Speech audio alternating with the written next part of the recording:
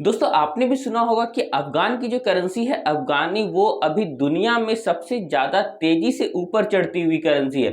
अब आप ये सोच रहे होंगे कि जब इतनी तेज़ी से एक ऐसे देश की करेंसी बढ़ सकती है जहाँ पर कि तालिबान का कब्ज़ा है या फिर आप ऐसा कह सकते हैं कि वहाँ आतंकवाद का इतना ज़्यादा पकड़ है, तो फिर और सारे देशों की करेंसी इतनी तेज़ी से क्यों नहीं बढ़ रही?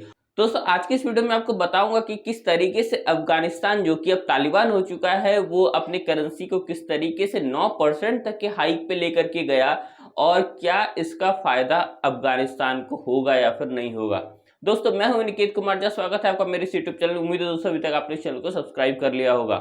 दोस्तों अफगानी करेंसी की हाइक के अगर हम बैकग्राउंड में जाते हैं तो वहां पर आपको तालिबान द्वारा लगाए गए बहुत सारे बैन आपको दिखेंगे और वो ऐसे वैसे बैन नहीं होते हैं कि हमारे देश में जिस तरीके से इंटरनेट बैन हो गया या फिर कुछ और बैन हो गया। दोस्तों यहाँ पर जो बैन होता है अगर आप उस रूल को नहीं फॉलो करते हैं तो आपको दुनिया से बैन कर दिया जाता है। मतलब किसी चौराहे पे लटका दिया जाएगा और बताया जाएगा कि भैया ये ऐसा काम किया था।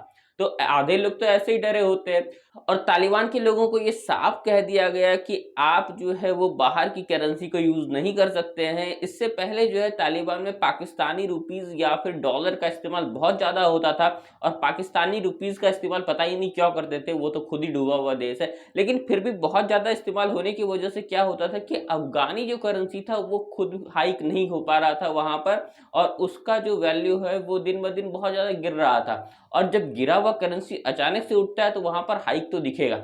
लेकिन दोस्तों सिर्फ ये बैन ही इम्पोज नहीं किया गया था बल्कि जो है बहुत सारे और भी तरीके का बैन इम्पोज कर दिया गया था। जिस तरीके से कि आप अगर बाय रोड अफगानिस्तान से बाहर जाते हैं तो आप मात्र में 500 यूएस डॉलर लेकर के जा सकते हैं और अगर आप बाय एयरपोर्ट जाते हैं या फिर एरोप्लेन से जाते हैं तो आप 5000 डॉलर तक लेकर के जाते हैं। अब सोच सकते हैं दोस्तों कि मात्र में 500 डॉलर आपको देश से बाहर ले जाने के लिए मिलता था।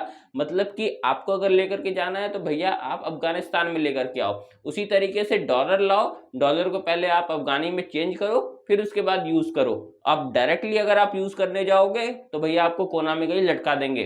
तो दोस्तों इस तरीके का हाल है अफगानिस्तान में। लेकिन दोस्तों इन्होंने अपनी करेंसी के वैल्यू को तो बढ़ा दिया, इवन इतना बढ़ा दिया कि वो अब इंडिया से भी कहीं ज्यादा है। इंडिया और अगर आप अफगानिस्तान के करेंसी में डिफरेंस अगर देखेंगे तो अब बहुत ज्यादा डिफरेंस हो चुका है। मतलब अब आप जो है एक अफगानी करेंसी में इंडियन एक रुपी से ज्यादा अब आप एक्सचेंज कर सकते हैं। तो सोच सकते हैं कि यहाँ पर जो है अफगानिस्तान की करेंसी में हाइक तो आया है, लेकिन दोस्तों इस हाइक से क्या उसकी भुखमरी या फिर वो जो जिस लेवल पे है वो उससे वो ठीक हो जाएगा? दोस्तों बिल्कुल नहीं, ऐसा बिल्कुल नहीं होने वाला है क्योंकि यहाँ पर जो है वो जबरदस्ती बैन इम्पोज किया गया है।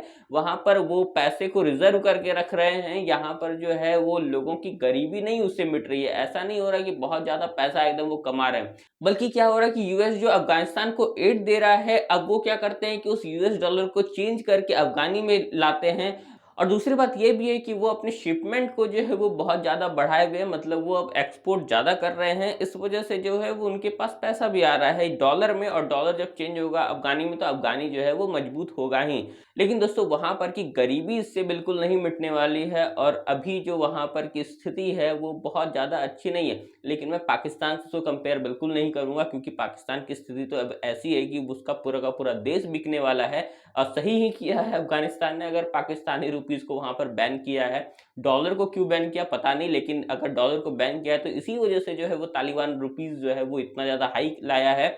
और दोस्तों ये एक अच्छा भी तरीका हो सकता है, एक बुरा भी तरीका हो सकता है क्योंकि दोस्तों ये बैन इम्पोज कर देने से जो है अब वहां पर की जो इकोनॉमी है उस पर असर भी पड़ेगा और जो है वो पैसे मजबूत दिखेंगे। तो हो सकता है कि अमेरिका अब जो है उसको एड देना बंद कर दे।